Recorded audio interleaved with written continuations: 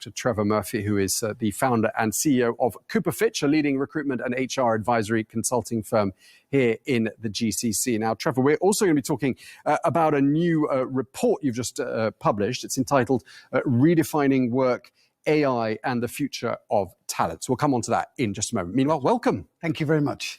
I just want to start by asking you what your sort of overarching thoughts are on the jobs market in Saudi Arabia right now, and just picking up on what we were discussing with Justin.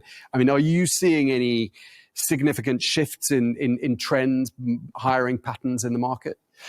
Yeah, for sure. I think in the last quarter, we've seen just a little bit more clarity about who's getting investment, who's getting funding, particularly in the public and semi-public sectors. So we've seen a bit more clarity. I think there's a lot more alignment on what projects are going to be funded, which one are going to be sized a little bit differently.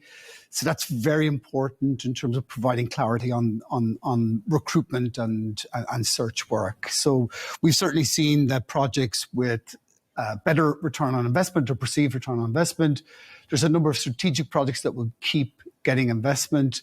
There's certainly a lot of realignment in some of the bigger projects, some of the real giga projects in Saudi Arabia.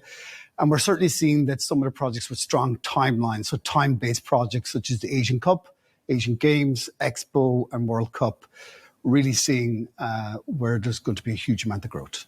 Okay, any sectors that are sort of standing out as having a particular dynamic to them when it comes to recruitment? Yeah, for sure. Look, I mean, real estate has moved very much from the design development component of projects to really getting through with the execution now and getting build in place. So that's certainly been one. But we've seen, there's a raft of sectors that are doing well. Energy, particularly the mining and mineral side, recent announcements for Madden in terms of growth and doubling in size over the next couple of years. So that's quite significant. Finance is growing very strong, particularly in the private sector, financial services, private sector, but also at government level. Tourism, education, all getting significant funding to allow for good public sector growth and jobs, which is very important, but also encouraging the ecosystem on the private sector side to really grow out businesses to support with that growth. Okay. And we were talking about Saudization just there with Justin. I mean, is that something that sort of will eclipse as time goes by international hiring? Is that something you see as being a likely consequence of Saudization, that slowly, little by little, we'll see perhaps fewer and fewer international placements and more local talent? I mean, I think, look, it's a huge important play in Saudi Arabia that they're educating and growing and developing their own workforce. But we see every time there's a new sector that gets developed, there is a significant requirement for a timed period for bringing in SMEs from the global markets. And then as soon as there's a transition and training and knowledge transfer, that transitions back to a strong preference for Saudi talent, which is more than fair, I think. But there's always the next thing. There's always a sector that requires a bit more support. If we look at C-level, executive level hiring in the last couple of months, I would say it's been a real mixed approach to whether it's an expat or Saudi talent that they've hired. There are embedded talent pools that support a great level of skills and expertise, such as HR and finance at C-level. The CEO market is predominantly Saudi nationals as well. And then there are other areas like digital and data, AI, where that talent pool just hasn't the depth to it at the moment. So I think it's going to be a mix of predominantly Saudi talent with always a need for either a very specific knowledge skill set or a particular change or transformation project. There's a lot of the government entities are going through big transformation projects now as well.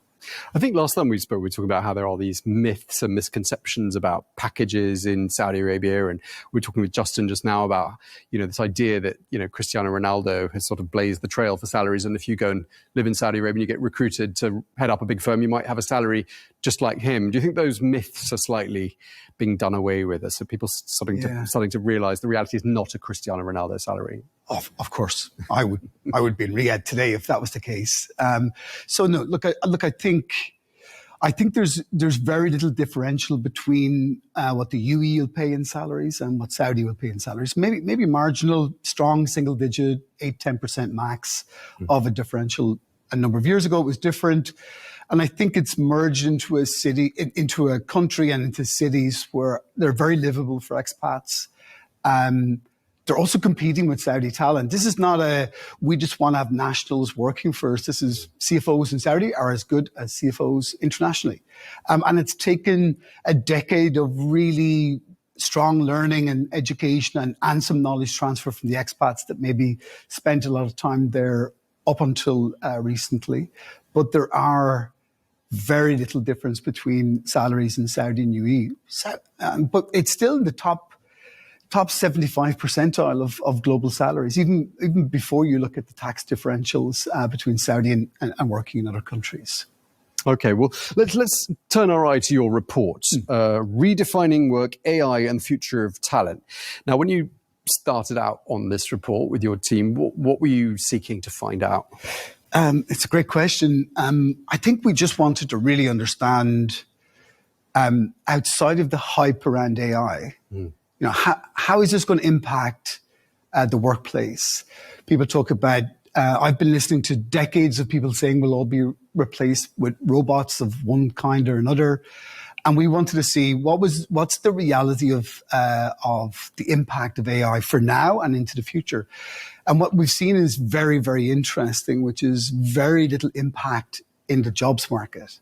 So what we are seeing is that at enterprise level, the success of organizations to use AI at enterprise level, so all the organization using AI and driven from the top down, what kind of efficiencies they're getting and what is that going to mean to jobs and people's careers. And this year, for the next 12 months, we see very little change. And there's an MIT report brought out a couple of weeks ago that stated that 96% of AI initiatives that are at enterprise level have failed or are failing to give any real operational efficiency, not even cost reduction or jobs reduction, operational efficiency. So what we wanted to also see is how we compare in the GCC, in Saudi versus what's happening in Europe, what's happening in the States and what's happening in Asia. And we are tracking in some areas on par with what's happening in different sectors. And others we're slightly behind in terms of how we scale up. I think everyone is using AI now. We're using it on an individual basis. 90% plus are using AI on an individual basis. But what's been interesting is as you bring that to an enterprise level, it's showing very little improvement so far. Okay. So what's your sort of overall finding that AI, it sounds like you're saying it doesn't necessarily mean large scale job cuts and the elimination of roles. That's not something that's happening. Not something that's happening. Look, it doesn't mean, so what we're seeing is that the feedback is that there's still quite a bit of optimism around AI and what it can generate in the future. But the technology to use what AI can do in terms of its speed, its processing capability, its ability to help make better decisions has not been implementable into CRMs or systems to allow for that speed and that technology to help with the day-to-day activity for jobs at enterprise level. Any companies out there, particularly in this region, that are just saying no to anything AI? They're not interested. They're not launching any studies. They're just basically disregarding it and carrying on as before. No. Everyone is spending. Everyone's on board across the board. 98% plus organizations have allocated the budget to AI, and that depends. And the amount they're allocating obviously will depend on how big the company is and or how much. So there's a lot of pressure on boards and CEOs downward to make AI work, bring some efficiencies in. So the pressure is coming from that side, but there's a couple of flaws. There's no our challenges. There's no real AI training or development being brought in. There's no single owner of AI, so it's very fractionalized. One department's doing one thing, someone else is doing something very different. So there's no ownership within that. So I think the technology has not caught up with what AI can do, what it can generate, and improvements it can make. And until that happens, it'll still be used on an individual basis, but no real strong enterprise value in the very short term. Okay, well, I'm being told we're out of time. So thank you very much indeed, Trefor Murphy, the founder and CEO of Cooper Fitch. Thanks for your time. Thank you very much. Let's take a